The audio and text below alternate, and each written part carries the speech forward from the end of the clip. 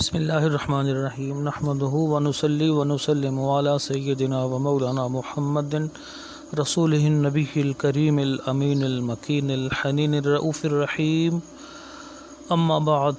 معزز شرکاء، قرآن حکیم سورہ قمر کی آیت نمبر 41 تا 44 کا آج مطالعہ کریں گے انشاءاللہ۔ ان آیات کے اندر آل فرعون کا انبیاء کو جھٹلانا اور آل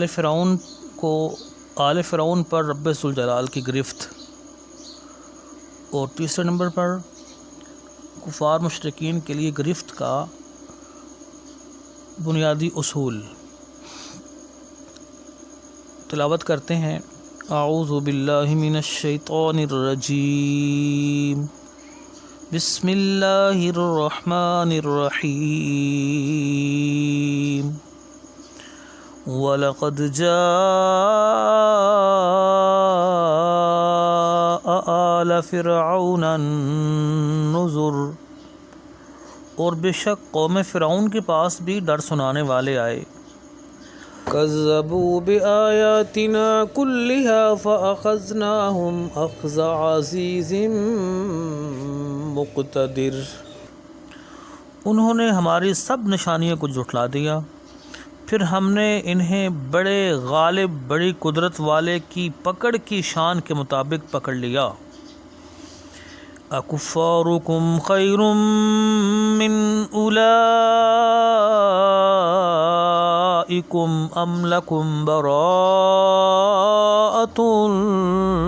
فی الزبر،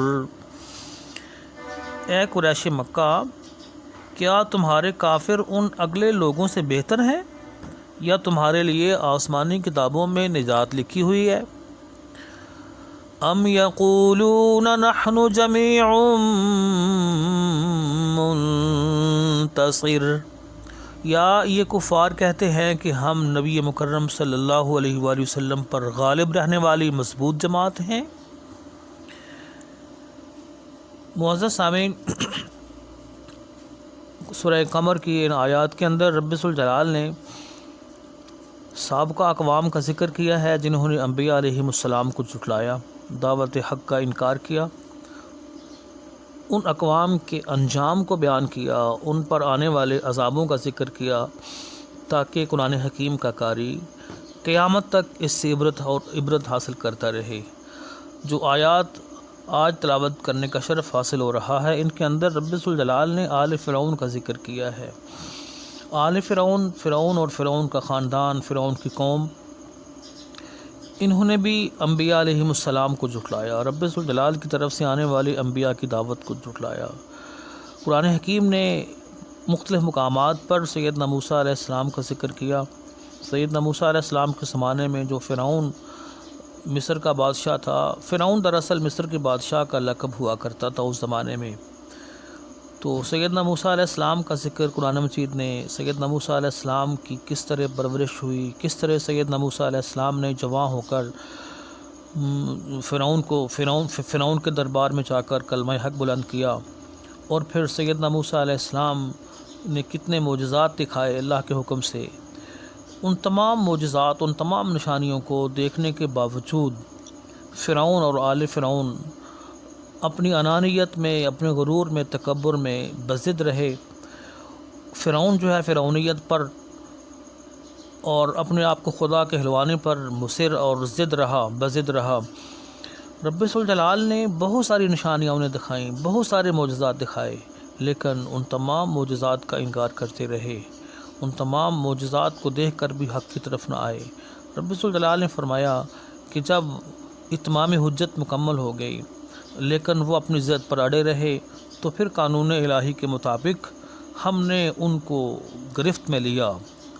فَأَخَذْنَاهُمْ أَخْذَ عَزِيزٍ مُقْتَدِرٍ، ہم نے ان کو ایسے گرفت میں لیا کہ ایک بڑے غالب اور بڑی قدرت والے گرفت کرنے والے کی پکڑ کی طرح، مطلب یہ ہے کہ انتہائی شدید گرفت ان کے اوپر آئی۔ پھر آپ نے دیکھا کہ وہ فرعون کیسے غرق ہوا، آل فرعون اور فرعون کا لشکر کیسے غرق ہوا۔ اس کا واقعہ قرآن حکیم نے مختلف مقامات پہ بیان کیا ہے۔ سورہ بقرہ میں شروع میں بھی کہ جب سیدنا موسیٰ علیہ السلام اپنی قوم کو فرعون کے ظلم و ستم سے نجات دلانے کے لیے وہاں سے روانہ ہوئے تو سیدنا موسیٰ علیہ السلام کے لیے تو معجزانہ طور پر اس دریا میں سے راستہ بن گیا سیدنا موسیٰ علیہ السلام کے عصا مارنے سے رب ذوالجلال کے حکم سے۔ جو ہی موسیٰ علیہ السلام کی فوج اور سیدنا موسیٰ علیہ السلام بنی اسرائیل جب پار ہوئے، خشکی پر پہنچے، تو پیچھے سے فرعون کا لشکر اور فرعون بھی سیدنا موسیٰ علیہ السلام کو پکڑنے کے لیے، بنی اسرائیل کو پکڑنے کے لیے وہاں آ پہنچا۔ جب دیکھا کہ دریا میں سے خشک راستہ بنا ہوا ہے تو اس نے بھی اپنا لشکر جو ہے وہ اس میں ڈال دیا، لیکن جو ہی وہ درمیان میں پہنچتا ہے تو اللہ کے حکم سے وہ خشک راستہ ختم ہو گیا اور دریا کے دونوں پارٹ باہم مل گئے۔ اس طرح وہ ڈوب گیا، غرق ہو گیا، پورا لشکر تباہ ہو گیا، اور فرعون کو رب ذوالجلال نے عبرت کی خاطر اس کو اترا دیا اوپر پانی پر، اور اس کی جو ڈیڈ باڈی ہے، اس کی جو لاش ہے، اس کو بعد والوں کے لیے بطور عبرت اور بطور نشانی باقی رکھا۔ اب بھی اس کی نشانی، اس کی جو ڈیڈ باڈی ہے وہ عبرت کے لیے محفوظ کی کر دی گئی ہے اور موجود ہے مصر کے اندر۔ رب ذوالجلال نے فرمایا کہ دیکھو، اتنا بڑا فرعون، اتنا بڑا اپنے آپ کو طاقتور سمجھنے والا، اپنے آپ کو خدا کہلوانے والا، سجدہ کروانے والا، اور اپنے اقتدار کی خاطر بنی اسرائیل کے بچوں کو قتل کروا دینے والا، صرف اس ڈر سے کہیں کوئی بنی اسرائیل کا بچہ، بنی اسرائیل کے ہاں پیدا ہونے والا کوئی میرے اقتدار کو چیلنج نہ کرے، میری حکومت کے لیے چیلنج نہ بڑھے۔ اس کو نجومیوں نے بتایا تھا نا، نجومیوں کے بتانے پر اس نے اتنا بڑا ظلم کیا کہ وہ بنی اسرائیل کے پیدا ہونے والے بچوں کو پیدا ہوتے ہی مروا دیتا تھا، اور ان کی بیٹیوں کو، بچیوں کو زندہ رکھتا تھا بے حیائی کے لیے۔ لیکن یہ اتنی بڑی آزمائش تھی بنی اسرائیل کے لیے بھی، لیکن رب ذوالجلال کا نظام دیکھیے، اس کی شان اور قدرت دیکھیے کہ اسی ماحول میں، فرعون کے اسی ظلم و ستم کے ماحول کے باوجود رب ذوالجلال نے اپنی شان قدرت، اپنی شان خلاقیت سے سیدنا موسیٰ علیہ السلام کو پیدا بھی فرمایا اور اس کی حفاظت بھی فرمائی۔ اور پھر مزید دلچسپ بات یہ کہ سیدنا موسیٰ علیہ السلام کی پرورش اسی فرعون کے محل میں کروائی، یہ رب ذوالجلال کی اتنی بڑی قدرت، شان، نشانیاں جو ہیں نا، یہ سب کچھ اس کے سامنے تھی، وہ سب کچھ دیکھ رہا تھا، لیکن اس کے باوجود وہ اپنی انانیت پر بضد رہا۔ تو رب ذوالجلال فرماتے ہیں کہ اب اس کے بعد رب ذوالجلال نے قریش مکہ کو مخاطب کر کے فرمایا ہے، اپنا یہ گرفت کا اصول اور اپنی یہ گرفت جو اس نے بنی اسرائیل اس کی آل فرعون کی اس کو بیان فرمانے کے بعد قریش مکہ کو مخاطب کر کے رب ذوالجلال فرماتا ہے کہ اے کفار مکہ، اے قریش مکہ، تم بھی اپنی انانیت پر اڑے ہوئے ہو، تم بھی میرے حبیب علیہ السلام کی اس طرح مخالفت کر رہے ہو، تمہیں بھی بہت دعوت دی گئی، بہت نشانیاں تمہیں دیکھیں، تمہارے اوپر بھی، تمہارے سامنے بھی حق بالکل واضح ہو چکا ہے، لیکن اس کے باوجود تم ابھی تک بت پرستی میں اڑے ہوئے ہو، تم اپنے آبا پرستی میں اڑے ہوئے ہو۔ تو یہ دیکھو، یہ بتاؤ کہ کیا یہ تمہارے کافر ان کافروں سے کوئی بہتر ہیں کہ تمہیں عذاب نہ دیا جائے گا، کہ تمہارے کافروں کو عذاب میں اور گرفت میں نہ پکڑا جائے گا؟ تمہارا کیا خیال ہے؟ اکفارکم خیر من اولئکم، کیا تمہارے کافر ان پہلے کافروں سے بہتر ہیں؟ وہ پہلے کافر بنی آل فرعون کے، قوم عاد کے، قوم سمود کے، قوم لوط کے، جنہوں نے تکذیب حق کیا، انبیاء کی دعوت کو ٹکرایا، تو ان پر عذاب آئے، گرفت آئی اور ان کو تباہ و برباد کر دیا گیا۔ تو تمہارے اوپر یہ عذاب کیوں نہیں آ سکتا؟ تمہارا خیال، تم کیا سمجھ کیا رہے ہو؟ کیا تم اپنے آپ کو، اپنے ان کافروں کو، ان کافروں سے کوئی اعلیٰ درجے کا کافر یا بہتر سمجھتے ہو؟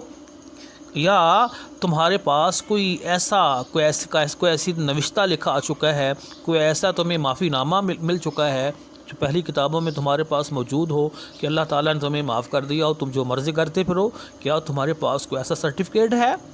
یا کیا تم یہ سمجھ رہے ہو کہ ہم بڑے طاقتور ہیں، ہم بڑے غالب آنے والی مضبوط قوم ہیں، ہم رسول اللہ صلی اللہ علیہ وسلم پر، نبی مکرم صلی اللہ علیہ وسلم پر غالب رہیں گے؟ کیا تمہارا یہ وہم گمان ہے؟ رب ذوالجلال نے کفار مکہ کو مخاطب کر کے ان سے گرفت کی ہے، ان سے پوچھ گچھ کی ہے کہ تم اتنے آزاد اور تم اتنے دلیر اور بیوقوف کیوں بنے ہوئے ہو؟ تم اتنے ہٹ درم کیوں بنے ہوئے ہو؟ آخر وجہ کیا ہے؟ وجہ کیا ہے؟